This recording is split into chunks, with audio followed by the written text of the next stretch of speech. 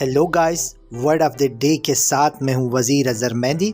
Guys, हमेशा की तरह आज भी हम एक इंग्लिश का नया वर्ड सीखेंगे जिसको मैं निमोनिक्स और ट्रिक्स के थ्रू आपको समझाने की पूरी कोशिश करूंगा और आपको इसकी यूसेज भी बताऊंगा और ये भी बताऊंगा कि ये वर्ड पॉजिटिव है या नेगेटिव है। और गाइस, अगर आप मेरे चैनल पर नए हैं तो प्लीज़ मेरे चैनल को लाइक करें, सब्सक्राइब करें और आगे शेयर करें और मेरे फेसबुक पेज नॉलेज इंस्पिरेशन को भी लाइक करना ना भूलिएगा। ओके गाइस, तो आज आपका जो वर्ड है वो है जी इनकोएट। गाइस, इसका मतलब है कि कोई चीज़ जो अभी शुरू में हो, शुरू के मराहिल में हो, यानी रोडोमेंट्री या फिर अनडेवलप्ड कोई चीज़। ठीक है जी। तो इसको याद रखने का ट्रिक गाइस है कि छोटे बच्चे से याद रख लें। इनकोएट, इसको तोड़ के बोले तो क्या होता है? छोटे।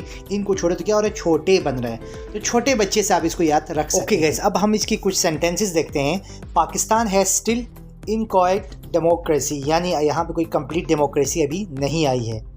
और दूसरा इसका सेंटेंस ये हो सकता है कि she has a child's inchoate awareness of language, यानी इनकोएट का मतलब है कि किसी आइडिया के बारे में या कोई अवेयरनेस, कोई चीज़ जो अभी इनकम्प्लीट हो, जो अभी शुरुआत के मराहिल में हो।